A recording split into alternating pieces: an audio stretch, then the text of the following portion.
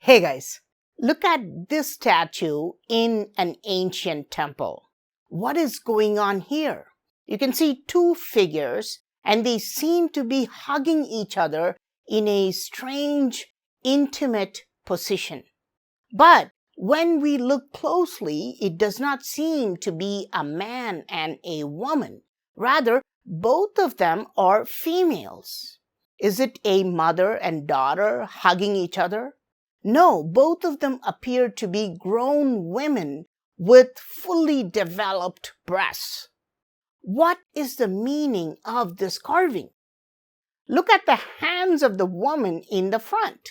Why has she bent her hands behind her back and kept them in such an elevated position? This is not easy, but if you look carefully, you can see a smile on her face. Behind her, the other woman is completely leaning on her, and her arm is kept around the bottom of this woman. What I find interesting is her hair. It seems to be carved until this point, but it does not end here. It then curves up and makes a huge circle which encompasses both these women. Can you explain this carving? And then you can see something weird in the outer circle. Is this an animal carved inside this small circle? Is it a bunny rabbit? Yes, it is a rabbit, isn't it? Why is it carved here? And here you can see a second rabbit carved on the other side. This is very odd because we can see a total of 5 rabbits. Here's the third rabbit, and if you look carefully, you can see the 4th rabbit. Now, can you see the 5th rabbit? How about now? Do you see the 5th rabbit now? This is the mother rabbit, and those 4 rabbits are her babies. This carving is found in the ancient temple of Tirukkurungudi, and none of the locals, not even the priest, knows that this shows a rabbit. So I think I've just discovered an ancient optical illusion after many centuries. This is why I don't trust carvings in Hindu temples, because we are not able to fully understand their complexity.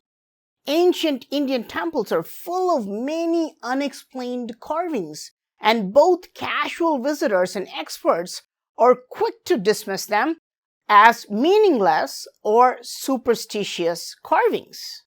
You may think this is the end of it, but what is the connection between these women and rabbits? Rabbits are symbols of fertility and reproduction. It's easy to understand this if you ever had them as pets. A rabbit is used as that symbol since ancient times until today's Playboy, right?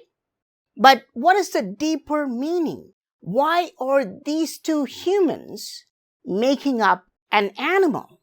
Take a look at this statue. Who is he? Immediately, you realize that there is something strange about him.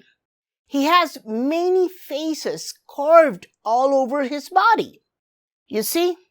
1, 2, 3, 4, 5, 6, 7 faces are carved on his body.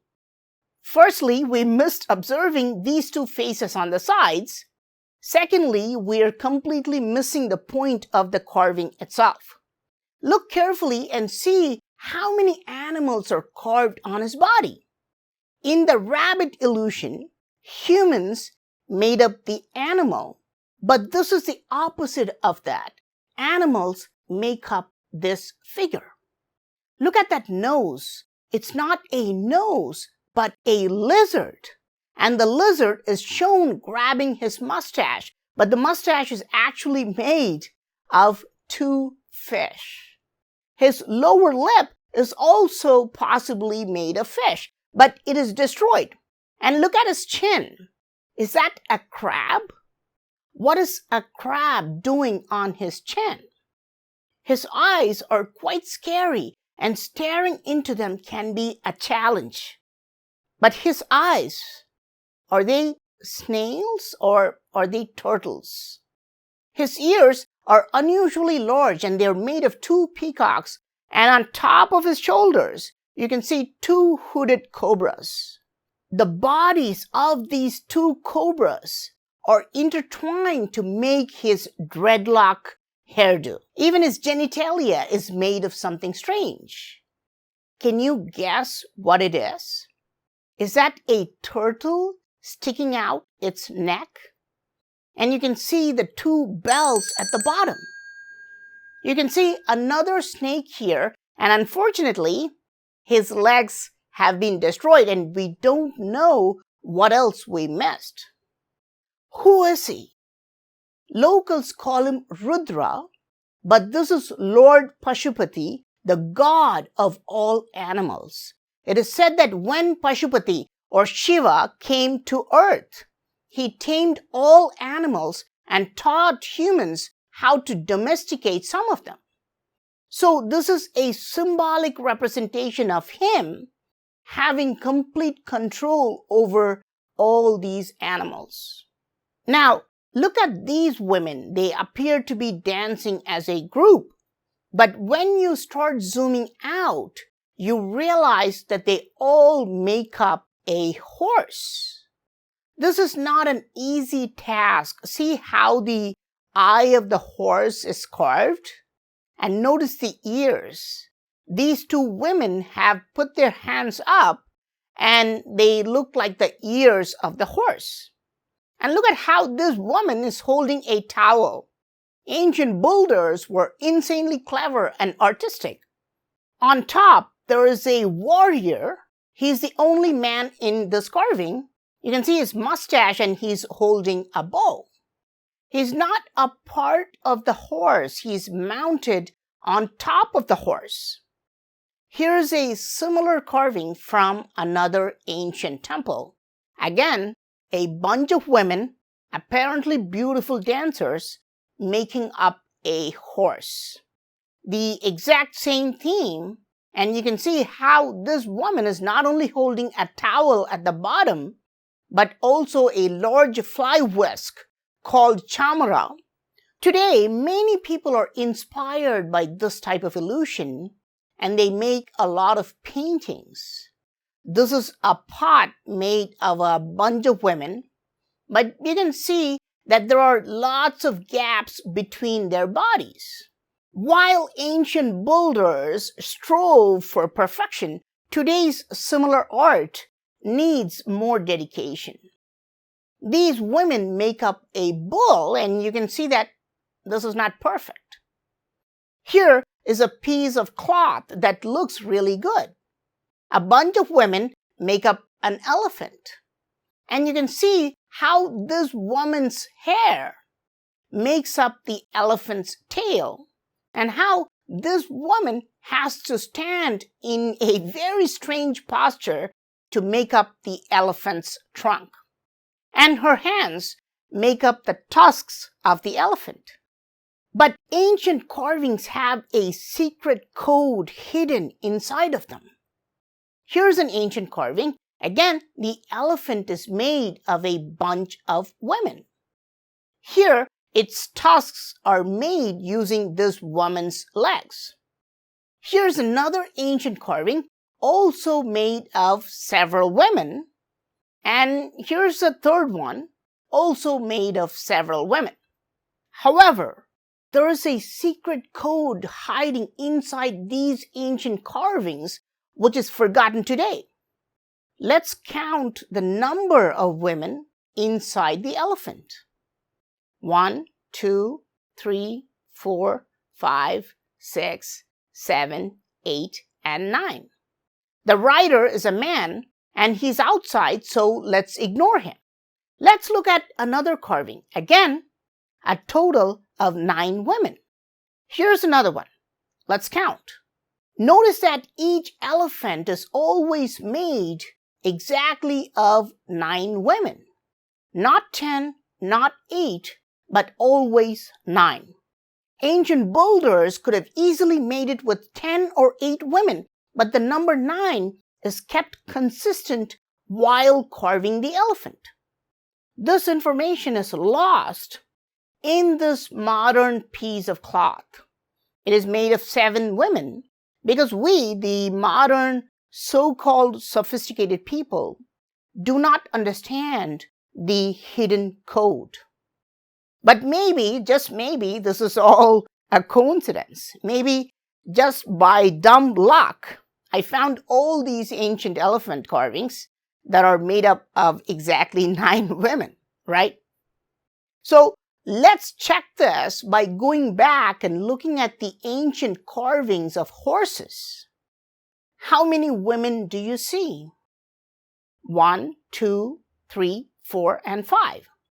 Look at this horse. 1, 2, 3, 4, and 5. Not 4, not 6, always 5. The horses are always made of 5 women, just like how an elephant was always made of 9 women. This is a code. Why did they have to keep these numbers consistent in all ancient Hindu temples?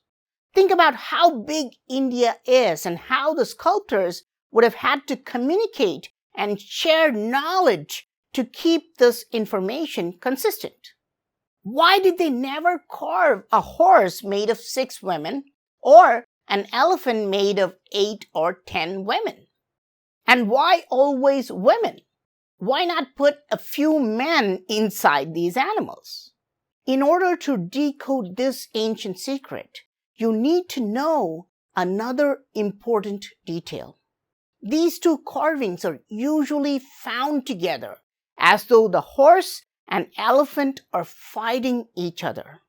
According to ancient Sanskrit texts, this carving is called Navanari Kunjara. This specifically means that 9 women make up an elephant, and this carving is called Panchanari Toraga.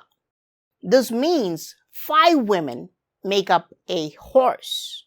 So it is a battle between 5 of something and 9 of something else. What does 5 signify here? And what does the number 9 signify? And why are they fighting? Now pay attention to the gurus, the teachers on both sides. See how they're shown as clouds, acting as the think tanks, guiding these warriors below them. Look at the left guru and look at the right guru. Do you see the difference between them? And on top, notice the 2 animals. Very interesting to see how they depicted the left and the right. To a lay person, they would look similar, but they've put some incredibly subtle details. But what I find really interesting is this thing that separates them. Look carefully on these sides. Do you see what they are? Unfortunately, it is eroded a little bit, so let me show you another carving nearby with the same features. You see these 2 faces on the side? Does it ring a bell? Let me show you a carving I previously showed you before.